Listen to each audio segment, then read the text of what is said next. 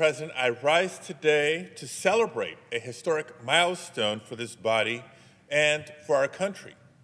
Last week, as many people know, we confirmed the 150th federal judge nominated by President Biden and the 100th woman nominated to the federal bench, all in just the first 3 years of the Biden presidency.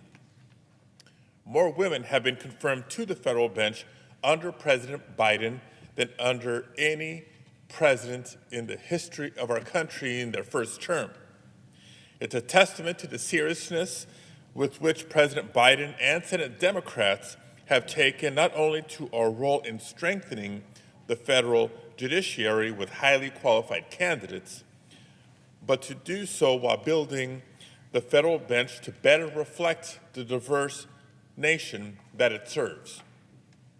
Today, I want to take a moment to recognize 3 women recently confirmed by the Senate who I'm confident will now serve with distinction. First, last week, the Senate confirmed Judge Kenley Kato to serve on the U.S. District Court for the Central District of California. Judge Kato was born and raised in Los Angeles. She earned her undergraduate degrees from UCLA and her JD from Harvard Law School.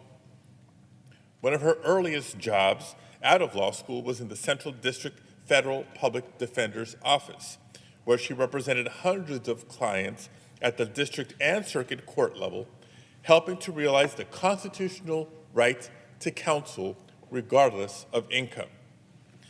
And after nearly 2 decades of work in California, in 2014, she was appointed to be a federal magistrate judge.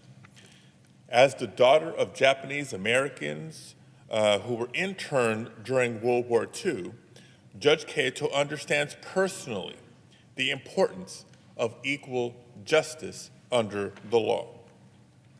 Time and again, she's demonstrated her commitment to equal justice as a magistrate judge, a commitment I'm confident she will now continue on the U.S. District Court for the Central District. Last week, we also confirmed Monica Ramirez Almadani to the U.S. District Court for the Central District. Born in Los Angeles as the proud daughter of immigrants from Mexico, Ms. Ramirez Almadani is a product of the Los Angeles Unified School District. She went on to earn her AB from Harvard University and her JD from Stanford Law School.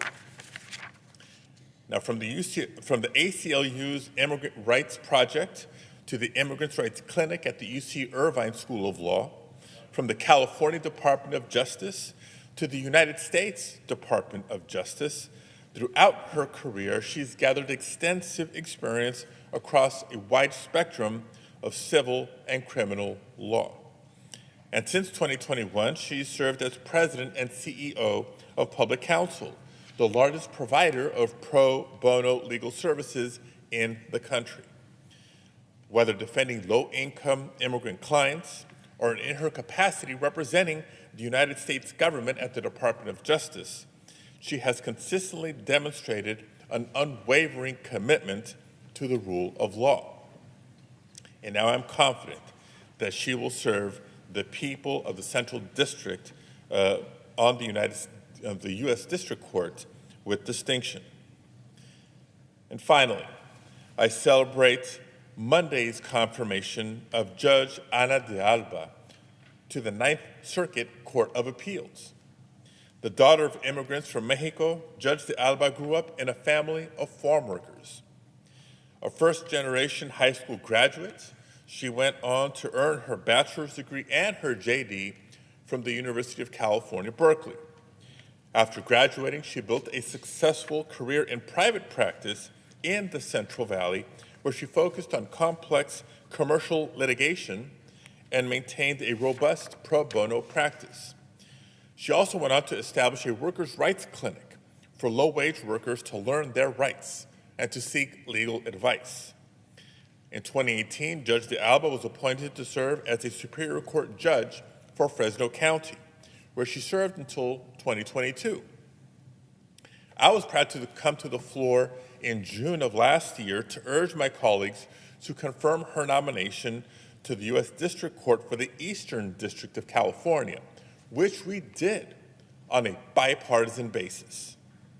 In the time since then, Judge de Alba has more than proven herself to be a qualified jurist, and she is exactly the public servant Americans deserve on the Ninth Circuit Court of Appeals. Now, Mr. President, every member of this body accepts a considerable responsibility when we enter office to advise and ultimately recommend to the President nominees who will make up our federal judiciary. As a former ranking member of the Senate Judiciary Committee, no one took that responsibility more seriously than our late colleague, Senator Feinstein. I had the great fortune of working alongside Senator Feinstein to recommend to President Biden some of the nominees that we've confirmed this past week. And today, these three women, these nominees that round out the 150th confirmation of the Biden presidency, are just as much her accomplishments as they are ours. Thank you, Mr. President. With that, I yield the floor.